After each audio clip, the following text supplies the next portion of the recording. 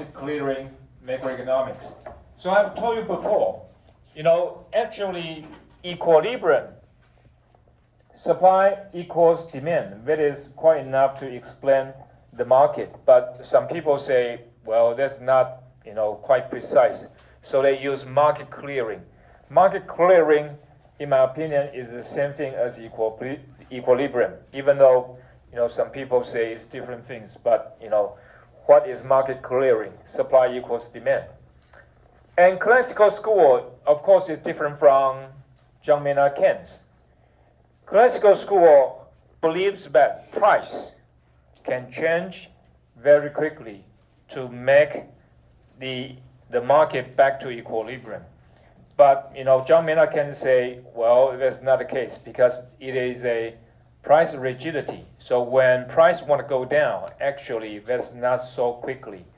So because of that, there's some special relationship between the variables, and the impact on business cycle. So we need to explain a little bit there. Okay, so first of all, it is about real business cycle. Okay, real business cycle. And what is real means it is on real variable. When we say nominal, that will be most likely about money. Okay, and then here it will be about production, consumption, employment, all these things. It is called the real factors. And the second part, the fiscal policy shocks. Okay, fiscal policy shocks. My opinion, to have fiscal policy that is taxes and government expenditure to affect the productivity, it is a little bit difficult to understand. But sometimes it may, okay, especially for taxes, okay. So very quickly, in January, we're going to see what Donald Trump going to do, okay. If tax goes down, what happened? If tax goes down, people will work more. Okay, supply will go up. The reason is you can get more money in your pocket. Okay, so let us say the tax rate originally is 30%. Okay, and if cut it to 20%, what happened? If you make $100, right? At this point, okay, 30% tax, you can only keep $70 in your pocket. But now you can keep $80 in your pocket. So supposedly, you're going to work more because you get more money, okay? So in this case, it could, okay? It could. Fiscal policy actually would sometimes be able to affect productivity, okay? Because now the government cuts the tax and it gives you more incentive to work because now you can get more out of your pocket, okay? Okay, the third one, discuss unemployment in the classical model, okay? And then the roles of money and monetary policy. So next week, remember, we talk about leading factor, okay? Leading factor. One of the leading factor is money, right? We say money supply increases, usually you get more output out of it and you get increase in income, okay? So 10.4. So we're gonna see money and monetary policy. But the point here is that we haven't got to ISLM curve yet, okay? But so let me explain a little bit how ISLM model works and what the impact there's going to be. So first of all, this is IS curve, okay? So what is IS curve? IS curve means income is equal to saving. Okay, income is equal to saving, and that is the equilibrium in the goods market. Okay, and so here, when investment is equal to saving, what is the relationship between Y and R? Okay, so basically that is what it is. And we haven't talked about how to derive IS curve, but let me tell you, if this curve moves to the right, okay, if it moves to the right, what does that mean? That means you have stimulus fiscal policy. So what does that mean? That means you have increase in consumption, income, government expenditure, cut tax, and etc. Okay, so anything you expend, okay, expend spending, investment, government expenditure, it moves to the right, and interest rate going to go up, and Y going to go up. Okay. On the other hand, if it is a contractionary policy, contraction means going down. Okay. Contractionary policy. Okay, that's the opposite of that. Then the IS curve move to the left, and then Y going to go down, and R going to go down. Okay. And what about LM? So LM is about money.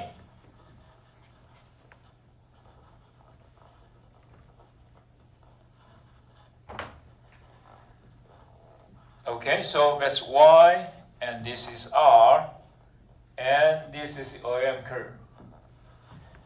The same thing. If it is a expansionary policy, so that is a money supply goes up, okay, then LM curve going to move to the right. And what you have? Interest rate going to go down, Y going to go up. Okay? And if LM curve, say money supply goes down, then LM will shift to the left. And then interest rate going to go up and Y going to go down. So basically, if you just remember that this way, for IS curve move to the right, it means you want to stimulate the economy. And LM curve move to the right, you want to use monetary policy to stimulate the economy. So basically, that's the same thing. And if you move to the left, it is contractionary policy. Okay, money supply goes down, and move to the left for IS. That is, you're gonna have contractionary policy. Consumption goes down, I goes down, G goes down, tax goes up. Okay. Okay. Later on, we're gonna use this. Okay, then 10.5, it talks about misperception. Okay, perception means you feel something. Misperception, it means you feel it is wrong. Okay? And the example here is about rational expectation. And this is also quite important too. Rational expectation.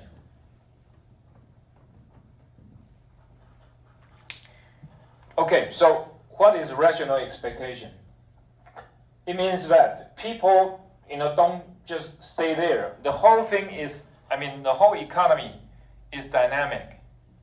Okay? You can feel some changes, so you can do something to deal with it. So, for example, if you read newspaper, everyone will guess one thing going to happen this week. Okay? So let us see. Okay, 林伟轩. A lot of people say this week the Federal Reserve going to do something. What is that? What is Federal Reserve? Okay, yeah, the Central Bank of America. Okay, so what they're gonna do this week?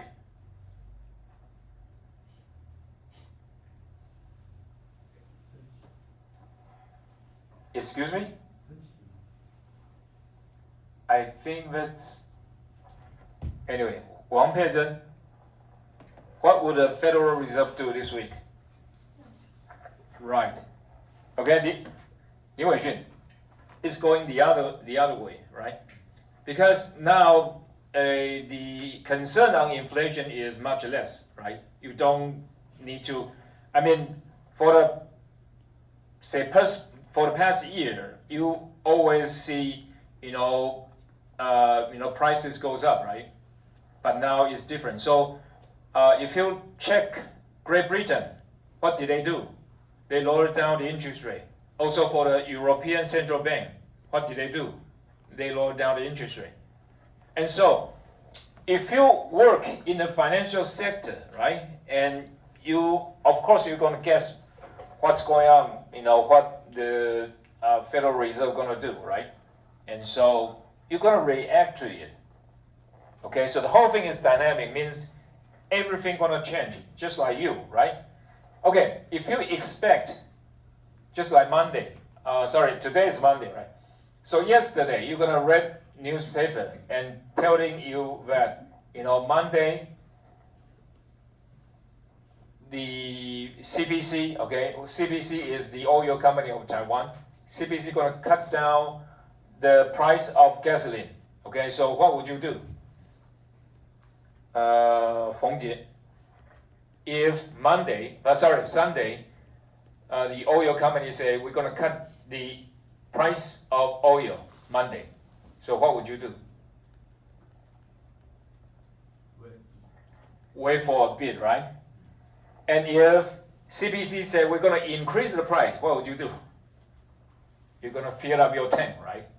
Okay, so that's the basic point on misperception. Okay? Suppose you work in the book. Okay, the book is that you are a baker. Okay, if you are a baker, so Xu Guangwei, what is a baker? Exactly. Okay, so there are two things. You are a baker, so you have to buy flour, you have to buy sugar, you have to buy butter, right? And then you make it as a bread and sell it.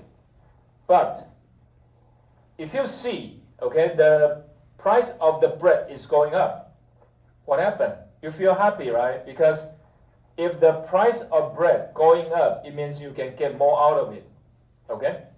But this baker may not know that it is the overall, okay, everything actually is increasing price, not just bread.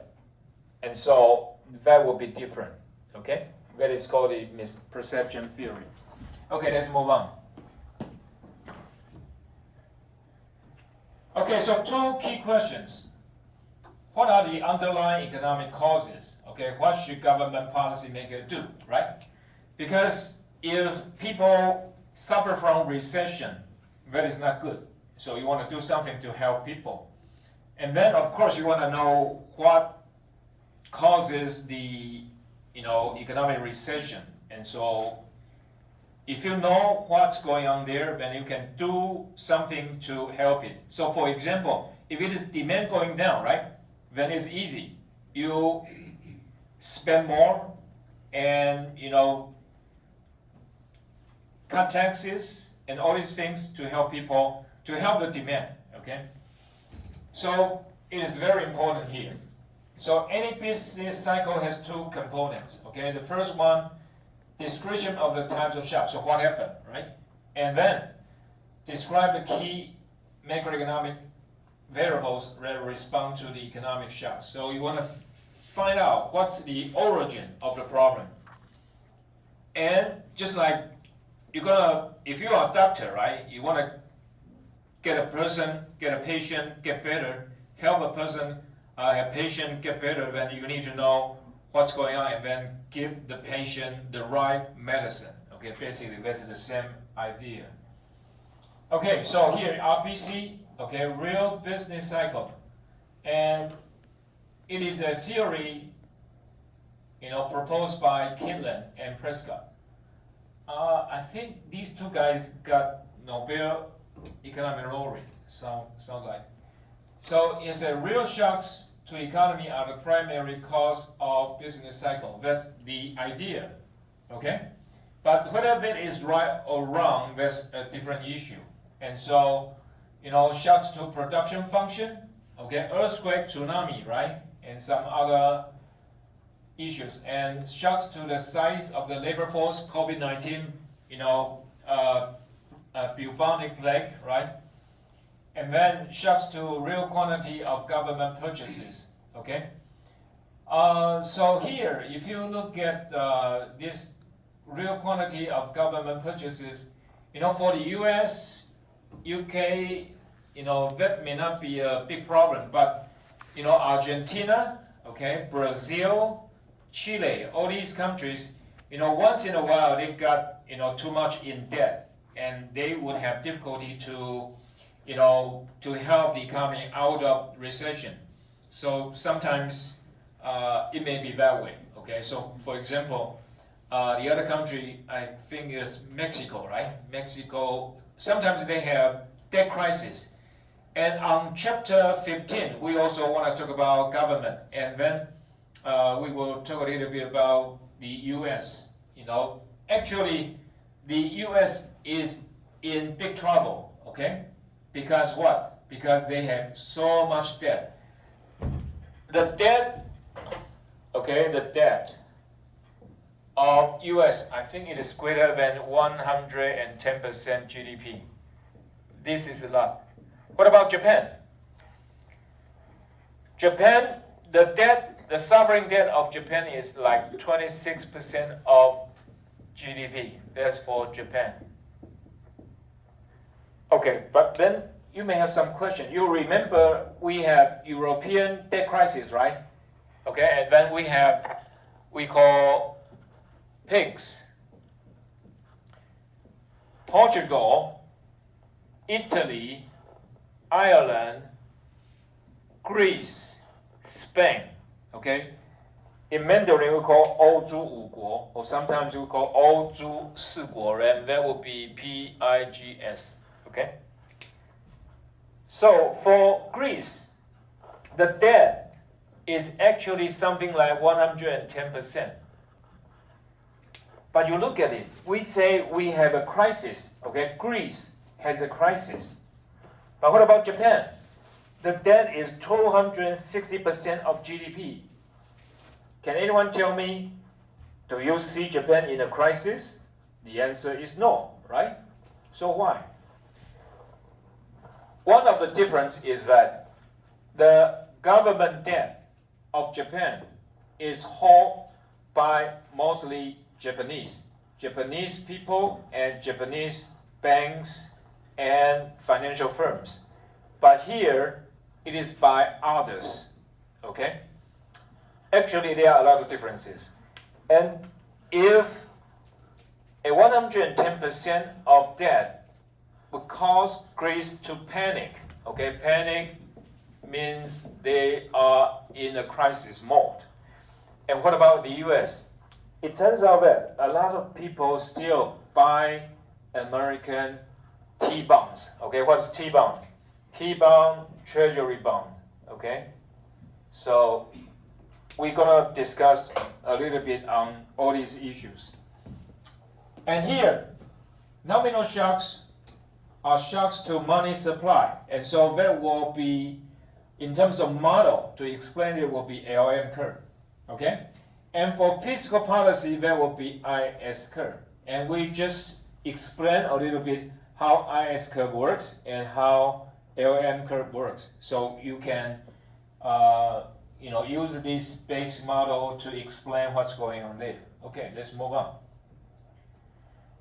Okay, now the largest role is played by shocks to the production function, okay? And so production function is something like this. And we use this to, aggregate supply and aggregate demand to explain, how the situation works. Okay, remember that? So here is labor and here is wage rate, right? And we have supply, demand, and then here it is labor, and here is Y, GDP, production, and production function. Okay. So if you remember, we use this to explain tsunami, right? Tsunami, sorry. And then earthquake.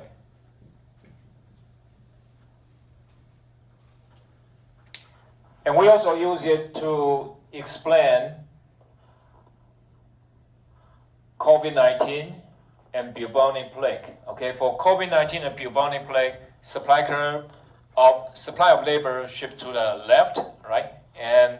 But there's no direct impact on production function. But for tsunami, earthquake, this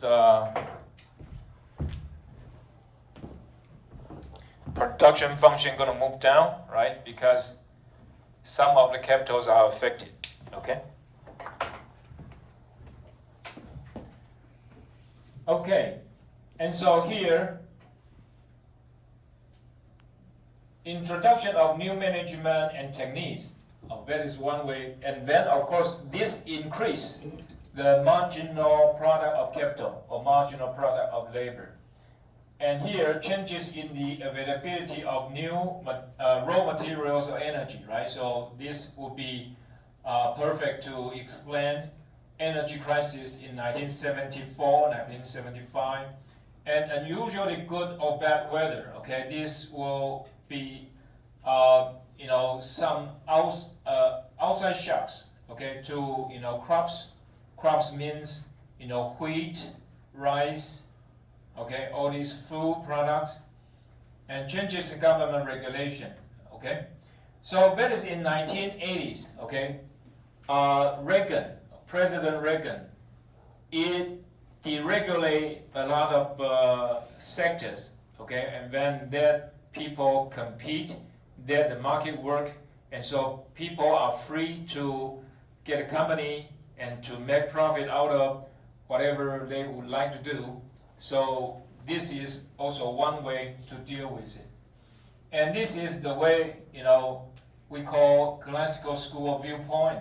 Okay, if you have free competition, okay, you have competition, then of course you're gonna get, the market gonna be more efficient, and the social benefit of the society will increase.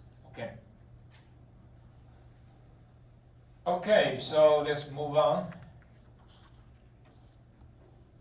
So basically, real business cycle, it works well. It can explain a little things, but not quite others. Basically, as I say, economics is a social science. It's not a rocket science. You are not able to deal with all of it, but some part of it, it works quite well. So the theory correctly predicts pro-cyclical employment and real wages, okay? And also the theory correctly predicts pro-cyclical average labor productivity, okay? If the booms were not due to productivity shocks, and we can expect average labor productivity to be counter-cyclical because of diminishing marginal productivity, okay? So when the economy is working well, okay, you get more people working, or you get, the productivity going up. But as you hire more workers, what happened? MPL, okay, marginal product of labor go down, okay? Okay, here. So the theory predicts counter-cyclical movement of price level, okay? When the economy is going up, price will go down, right? Because supply goes up. So this is the counter-cyclical movements of the price level. But, it sounds like it's inconsistent with the data because, okay, the theory say, you have increase in supply, suppose demand, the price is going to go down. But as a matter of fact, when the economy is going up, right, the demand will also go up. So, I mean, no theory is perfect. Okay, no theory is perfect. Okay, and here is that, Great Depression, that's what happened in 1929, is caused by a sequence of large adverse aggregate demand shocks. But Kipling and Prescott, these two authors, argue that since World War II, large adverse supply shocks have caused the price level to rise while output fell. So basically, they have their points. Okay, they have their points, but sometimes it cannot explain the whole thing quite well. Okay. Okay, and then the last part, the surge in inflation during the recession associated with the oil shocks of 1973 and 74 and 1979 and 1980 consistent with RBC theory. Okay, because here is that you have raw materials, okay, and that's basic energy. Everyone have to use it. Every sector of the economy is related to it. And so this is the real shocks, okay? And of course that you have recession, and that's, that's the way it should be. Okay, let's move on. Then we talk about calibration. Calibration, so what is calibration?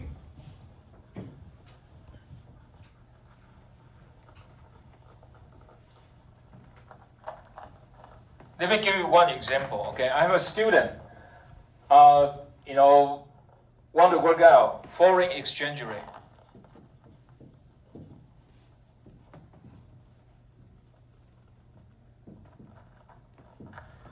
Okay, so you want to find out the relationship between foreign exchange rate with GDP, okay, and then price level, right? Pi, inflation, and growth rate, and also say interest rate, all these things. Okay? So basically, with a whole bunch of variables, this student wanna predict what is going on of foreign exchange rate. But of course, that's your theory, right? So let us say the data is from, say, 2000 to 2024. Sorry, okay. Suppose that is the case. But, okay, this is what you get from your model. But you want to know whether this model is correct or not. So then you have to plug in all these relationships, okay, and using the true data, okay. So let us say it is 1980s to 2000, okay, and of course, from here you can get some sort of relationship, and you want to plug in to test, okay. So here you get the true figures, okay, the true figures of the foreign exchange rate. And then from this model, you have what? You have projected, okay? So this is your theory, and you want to use your theory to see if it works. If this projected foreign exchange rate match, okay, match this one, it means your theory is perfect, okay? But the point is, it is very difficult. So they use a model here, okay? So y is equal to k to a's power and n to 1 minus a's power. Okay, here, what is n? I use L, right? Labor. Okay, so here is labor, and this is capital. And what is this? This is called technical factor. Technical.